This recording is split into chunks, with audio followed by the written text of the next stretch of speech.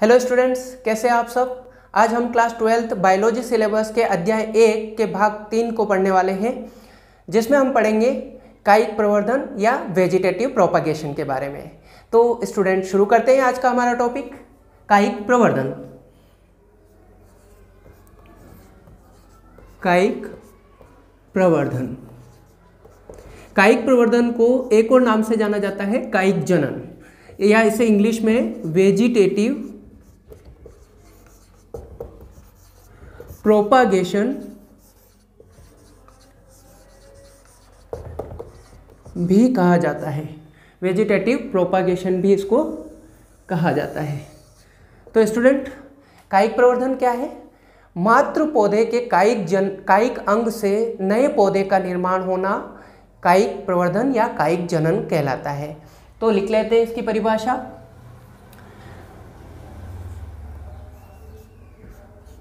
मातृ पौधे के कायिक अंग से नए पौधे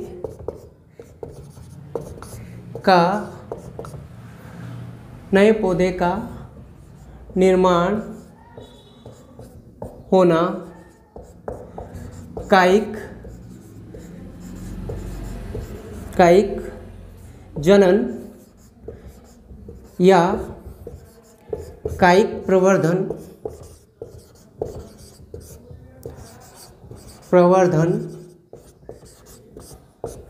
कहलाता है। तो स्टूडेंट, कायिक अंग किसे कहते हैं? कायिक अंग कौन से होते हैं? जनन अंगों को छोड़कर, जनन अंग जैसे स्त्री केसर और पुंग केसर को छोड़कर पौधे के किसी दूसरे अंग से, उन्हें हम कायिक अंग कहते हैं। जैसे पत्ती हुई, जैसे तना हुआ, जड़ हुई, इन सभी को हम क्या कहते हैं? कायिक अंग कहते हैं। और कायिक अंग से नए पौधे का निर्माण होना ही कायिक प्रवर्धन कहलाता है। जैसे हम मान लेते हैं कि ये यहाँ पर एक पौधा है और इस पौधे के किसी एक भाग से, मतलब कायिक अंग से, ये कायिक अंग है, यहाँ से काट लिया हमने और इसको मिट्टी के अंदर लगा दिया। ठीक है, तो इससे नए पौधे का निर्माण होना ही कायिक प्रवर्धन कहलाता है। तो समझ में आया आपको कायिक प्रवर्धन क्या होता है? कायिक प्रवर्धन के दो प्रकार होते हैं। पहला प्रकार होता है प्राकृतिक कायिक प्रवर्धन और दूसरा होता है कृत्रिम कायिक प्रवर्धन। तो लिख लेते हैं हम कायिक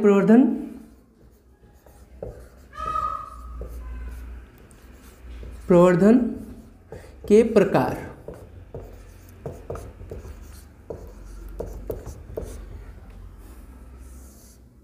पहला प्रकार है प्राकृतिक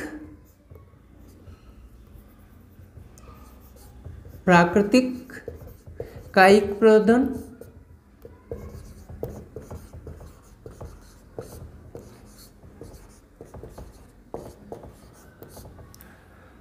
और दूसरा होता है कृत्रिम कायिक प्रवर्धन।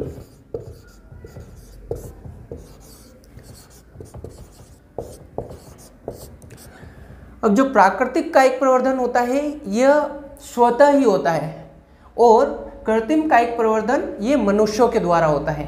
तो यहाँ पर हम लिख लेते हैं ये कैसे होता है? स्वतः, और ये मनुष्यों के द्वारा।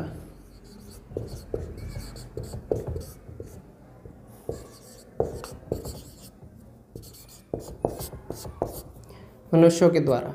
अब हम लेते हैं पहली विधि को, प्राकृतिक कायिक प्रवर्धन।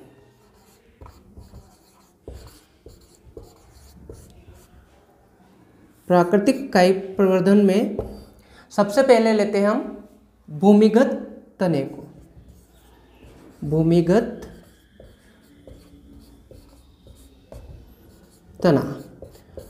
अब भूमिगत तने के अंदर किस किस प्रकार से प्राकृतिक कायिक प्रवर्धन पाया जाता है, जैसे प्रकंद के द्वारा, कंद के द्वारा, प्रकंद के द्वारा, घन कंद के द्वारा, शल्क कंद आदि के द्वारा भूमिगत तने के अंदर प्राकृतिक कायिक प्रवर्धन पाया जाता है। तो पहला हम लेते हैं यहाँ पर कंद, कंद या ट्यूबर फॉर्मेशन।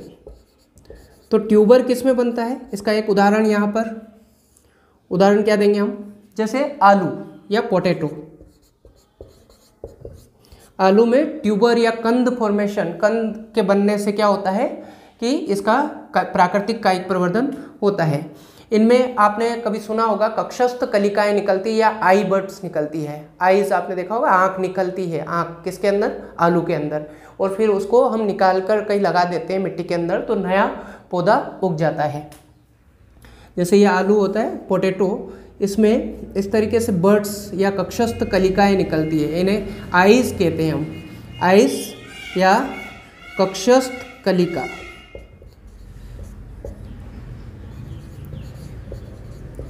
ये कक्षस्थ कलिकाएं आगे जाकर एक पौधे का निर्माण करती है।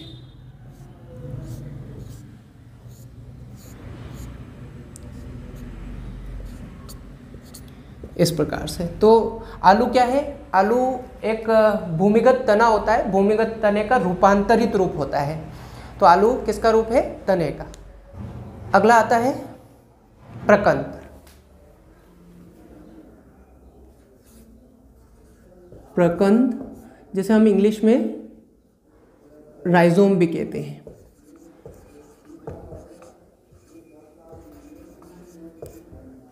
राइजोम किस में पाया जाता है, राइजोम या प्रकंद के द्वारा, ये पाया जाता है अदरक के अंदर।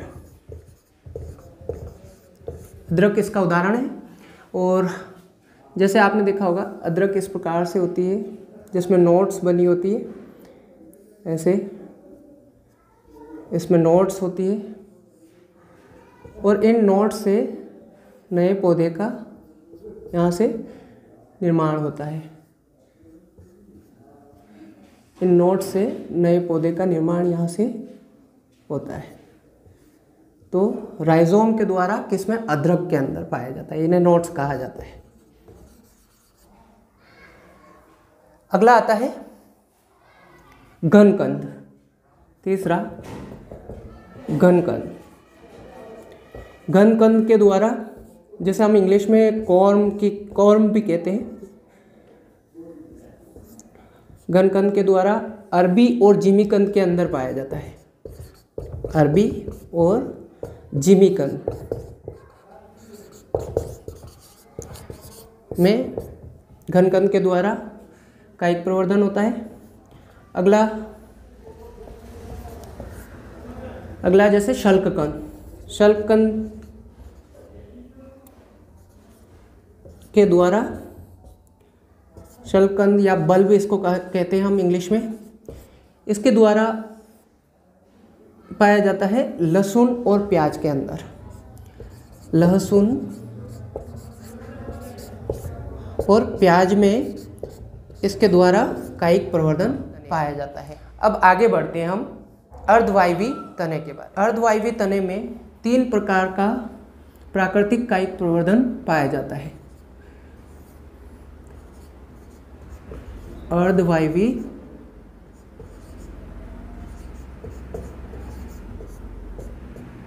तना।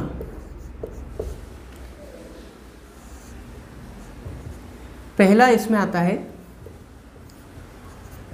ऊपरी बुस्तारी, जिसे हम इंग्लिश में रनर्स कहते हैं, रनर्स। और ये दूब घास में ये देखा जा सकता है। दूब घास में रनर्स के द्वारा या ऊपरी बुस्तारी के द्वारा क्या होता है, प्राकृतिक कायिक प्रवर्धन होता है। जैसे यहाँ पर हम चित्र बनाकर इसको समझते हैं। मान लीजिए ये दूब घास है, ये घास उगी हुई है, और ये ज़मीन के ऊपर, ऊपरी बुस्तारी कहाँ होता है, ज़मीन के बिल्कुल ऊपर यहाँ पर चलता है, और यहाँ पर वापस ज़मीन से अटैच होकर या जुड़कर दूब घास के नए पौधे को उगाता है। तो ये क्या है?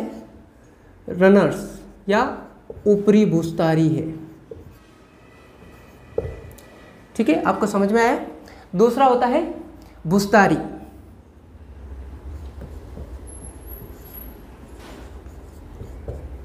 भूस्तारी जिसे हम इंग्लिश में स्टोलोन कहते हैं, ये भी ऊपरी भूस्तारी की तरह ही होता है, लेकिन ये थोड़ा ज़मीन से ऊपर होता है। जैसे रनर जो है बिल्कुल ज़मीन के ऊपर जुड़कर चलता है, लेकिन भूस्तारी जो है वो ज़मीन से थोड़ा ऊपर उठा हुआ होता है। इसका उदाहरण है स्ट्रॉबेरी। स्ट्रॉबेरी में ऐसा देखा जाता है, जैसे यहाँ पर हम चित्र बनाकर समझते हैं इसको।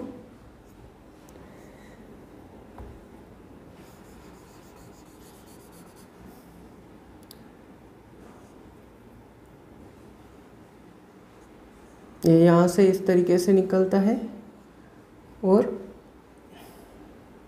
ये यहाँ से निकलता है और ये इस तरीके से वापस ज़मीन से अटैच होकर वापस यहाँ पर नए पौधे को ये निर्मित करता है। इसे हम क्या कहते हैं? इसे हम कहते हैं स्टोलोन या भूस्तारी। अगला आता है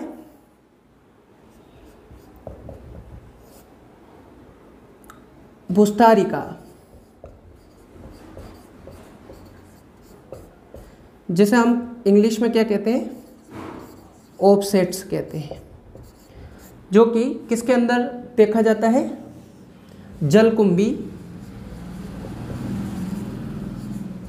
जलकुंभी और पिस्टिया के अंदर ये देखा जाता है। तो ये भी इन्हीं की तरह होता है, लेकिन ये पानी के अंदर जो उगने वाले पौधे होते हैं उनके अंदर ऑफसेट्स बनते हैं, यानी कि भूस्तारिका बनती है और एक से नए पौधे निर्मित होते हैं, जैसे जलकुंभी और पिस्टिया के अंदर ऐसा होता है। तीसरी प्राकृतिक विधि है जड़ के द्वारा।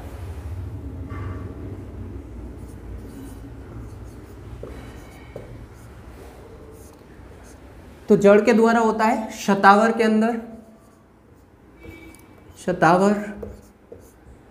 डहेलिया,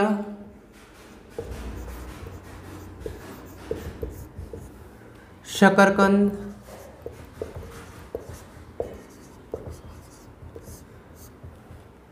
आदि में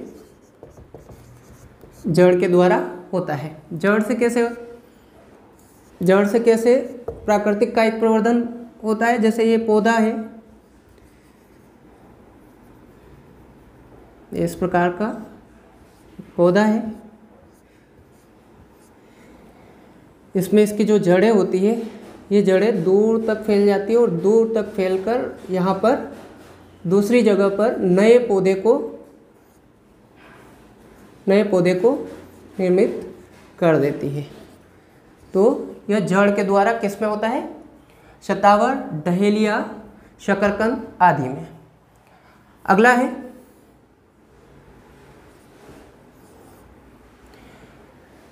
पत्ती के द्वारा, पत्ती या लीव्स के द्वारा। लीव्स के द्वारा पाया जाता है ब्रायोफिलम के अंदर। ब्रायोफिलम या अजूबा की जो पत्तियां होती है, अजूबा की जो पत्तियां होती है, इनमें पत्तियों से क्या होता है कि प्राकृतिक कायिक प्रवर्धन होता है, नए पौधे का निर्माण होता है। ये ब्रायोफिलम की पत्ती, और इस पत्ती से नए पौधे का यहाँ पर निर्माण होता है। जैसे इनमें बर्ड्स निकलती है और बर्ड्स से नए पौधे निर्मित होते हैं। कायिक प्रवर्धन की दूसरी विधि है कृत्रिम कायिक प्रवर्धन।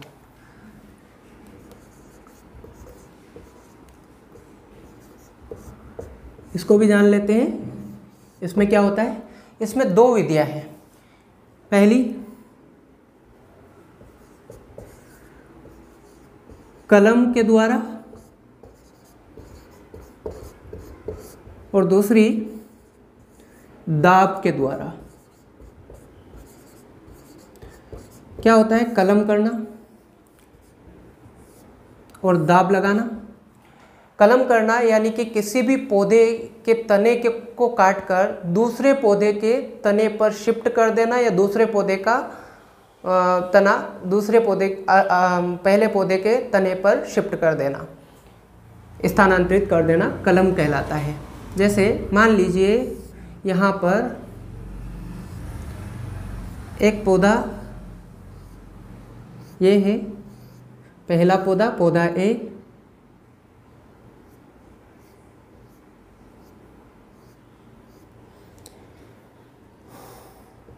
और जब इसमें कलम करते हैं तो इसको यहाँ से काट दिया जाता है, और काट कर यहाँ पर दूसरा पौधा है, पौधा बी,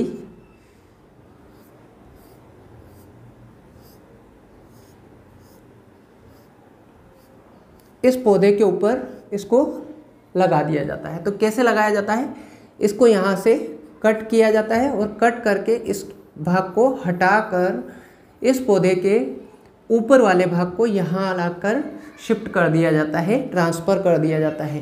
तो इस तरीके से कलम के द्वारा कृत्रिम कायिक प्रवर्धन होता है, और ये मनुष्यों के द्वारा किया जाता है, और ये सारे पौधों के अंदर संभव होता है।